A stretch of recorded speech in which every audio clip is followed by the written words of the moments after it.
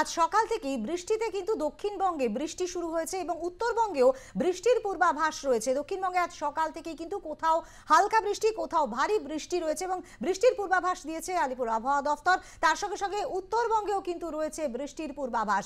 আর এই মুহূর্তে সক্রিয় মৌসুমী অক্ষরেখা, বৃষ্টিতে ভিজল কলকাতা সহ দক্ষিণবঙ্গের সমস্ত জেলা। ভারী বৃষ্টি সহ ঝড়েরও পূর্বাভাস রয়েছে।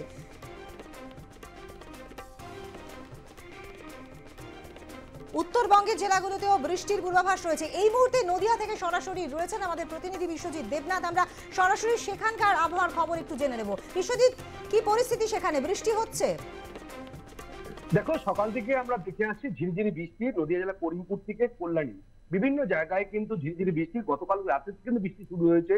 আজকে কিন্তু সকাল থেকে যেরকম বৃষ্টি শুরু হয়েছে, এদিকে বিভিন্ন লোকাল ট্রেন রানাঘাট, শান্তিপুর, গেদে ও কল্যাণী ও কৃষ্ণনগর শাখা ট্রেন চলাচল কিন্তু প্রায় 40 থেকে প্রায় আধ ঘন্টা লেটে চলছে, এরকম জানা গেছে।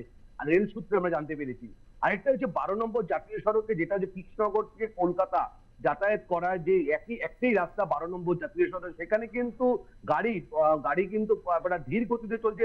পাশাপাশি সকাল থেকে বাজারহাট যেই পরিমাণে মানুষ যেতে পারছেন না বৃষ্টির জন্য, বাজারহাট, পাশাপাশি নিত্য যাত্রীরা যখন ট্রেন ধরবেন তারাও কিন্তু যেতে পারছেন না।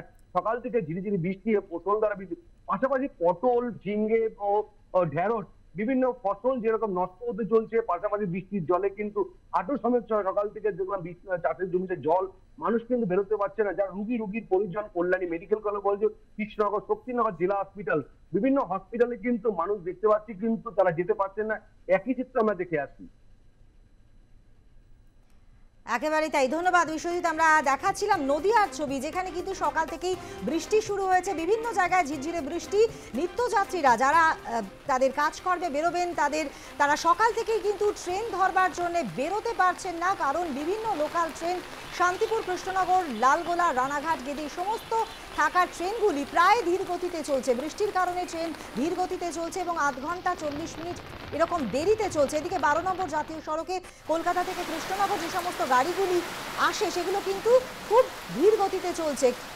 আপনারা দেখছেন সেই ছবি নদিয়াতে, যেখানে মুষলধারে হচ্ছে বৃষ্টি, কোথাও হালকা বৃষ্টি, কোথাও মুষলধারে চলছে বৃষ্টি। সকাল থেকে বৃষ্টি, তার ফলে নিত্যযাত্রীরা কিন্তু ভোগান্তির শিকার হচ্ছেন, কারণ ট্রেন, বাস সবই কিন্তু লেটে চলছে। এই মুহূর্তে পানাগড় থেকে আমাদের প্রতিনিধি সুভাষ দাস রয়েছেন টেলিফোনে। আমরা সেখানকার আবহাওয়ার খবর আপনাদেরকে দেব। সুভাষ, শোনা যাচ্ছে? হ্যাঁ, শুনতে পাচ্ছি। বলছি বেশ কদিন ধরে তীব্র দাবদাহ চলছিল পানাগড়ে, সেখান থেকে কিন্তু আজকে মঙ্গলবার সকাল থেকে সেই আবহাওয়ার অনেকটা পরিবর্তন হয়। সকাল থেকে বৃষ্টি শুরু হয়েছে। স্বভাবতই যে তীব্র দাবদাহ চলছিল সেখান থেকে মুক্তি পেয়েছে পানাগড়ের মানুষ। সকাল থেকে সম্পূর্ণভাবে মেঘের আচ্ছন্ন রয়েছে এবং বৃষ্টি এখনো পর্যন্ত একইভাবে হয়ে চলেছে এবং সম্পূর্ণ আবহাওয়ার যে তীব্র তাপদাহ ছিল সে তাপমাত্রাও কিন্তু অনেকটাই কমে গেছে। অর্থাৎ স্বভাবতই এই আবহাওয়া কিন্তু এলাকার মানুষ খুবই আনন্দিত। কারণ হচ্ছে এই বৃষ্টির জন্য বেশ কদিন ধরে মানুষ আশা করেছিল, কারণ যেভাবে তাপমাত্রা বেড়েছিল তাতে একটা অস্বস্তিকর জীবন হয়ে দাঁড়িয়েছিল। সেখানে দাঁড়িয়ে এই বৃষ্টিটা স্বভাবতই মানুষকে একটা খুব আনন্দিত রয়েছে এবং এই বৃষ্টির জন্য যে অপেক্ষায় ছিল অবশেষে সেই বৃষ্টি কিন্তু মঙ্গলবার সকাল থেকে শুরু হয়েছে। বেশ, ধন্যবাদ।